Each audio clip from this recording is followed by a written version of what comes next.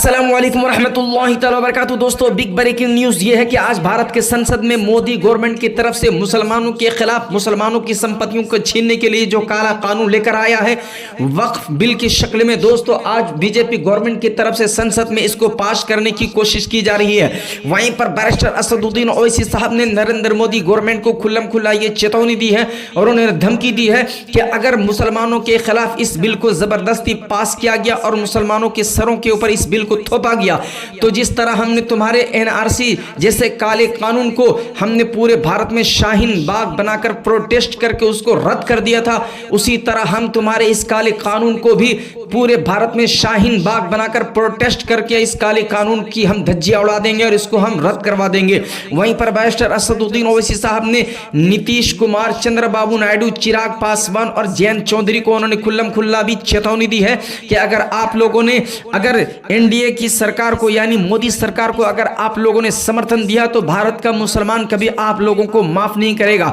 वहीं पर दोस्तों, भारत के मुसलमानों को और खासकर बिहार के मुसलमानों को इसे सबक हासिल करनी चाहिए कि जो लोग अपना नीतीश कुमार को रहबर और रहनुमा मानते हैं, जो जयंत चौधरी को अपना रहबर और रहनुमा मानते हैं, चिराग पासवान को अपना नेता मानते हैं और आंध्र प्रदेश में चंद्रबाबू नायडू को वहां के मुसलमान अपना नेता मानते हैं, तो ऐसे मुसलमानों को होश के नाखून लेनी चाहिए कि देखो जो तुम्हारे खिलाफ बिल लाया जा रहा है बीजेपी गवर्नमेंट की तरफ से, वो तुम्हारे ये लोग चार नेता ये लोग उस काले कानून का समर्थन कर रहे हैं। तो मैं तमाम आंध्र प्रदेश के मुसलमानों से गुजारिश कर रहा हूं कि आप लोग चंद्रबाबू नायडू को वहां पर पुरजोर उनका मुखालिफत करें और उनको अपने एक एक वोट के लिए तरसाएं और उनको वहां से सत्ता से बेदखल कर दें। और नीतीश कुमार को भी बिहार में समर्थन करने वाले मुसलमानों होश के नाखून लो, ये दल्लू ये दोगला इन लोगों को आप लात मारो, इनको कोई वोट मत दो। और जो नीतीश कुमार की पार्टी में खासकर चर्चित चेहरा गुलाम रसूल बलियावी है उसको तो इस्तीफा दे देनी चाहिए कि जो हमारे मुसलमानों के खिलाफ काला कानून लाया जा रहा है उसका तुम्हारी ये पार्टी गवर्नमेंट ये तुम्हारी गवर्नमेंट वहां बीजेपी की जो गठबंधन की सरकार है बिहार में वो तुम्हारे इस काले कानून का समर्थन कर रही है और तुम उसको अपना नेता मानते हो नीतीश कुमार को। तो वहां बिहार के मुसलमानों से गुजारिश कर रहा हूं कि आप इनको वहां पर मुंह तोड़ जवाब दें और जयंत चौधरी को सपोर्ट करने वाले मुसलमानों से भी गुजारिश है आप इनको भरपूर वहां पर मुखालिफत करें और चिराग पासवान को अपना रहबर और रहनुमा मानने। तो दोस्तों, आपसे गुजारिश है कि इस वीडियो को ज्यादा से ज्यादा शेयर करें और भारत के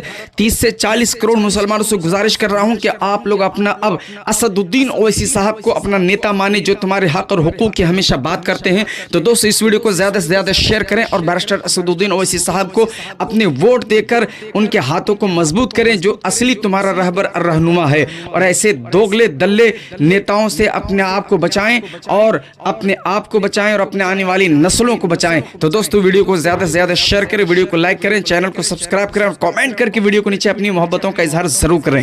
आपको बता रहा हूं कि इस बिल का मकसद मुसलमानों से मस्जिदों को छीनना, दरगाहों को छीनना, कब्रिस्तानों को छीनना, इवैक्यू प्रॉपर्टीज को छीन लेना, ये मकसद नरेंद्र मोदी की हुकूमत का है। और हम कॉशन कर रहे हैं चंद्रबाबू नायडू को, हमारे पासवान साहब को और नीतीश कुमार को, याद रखिए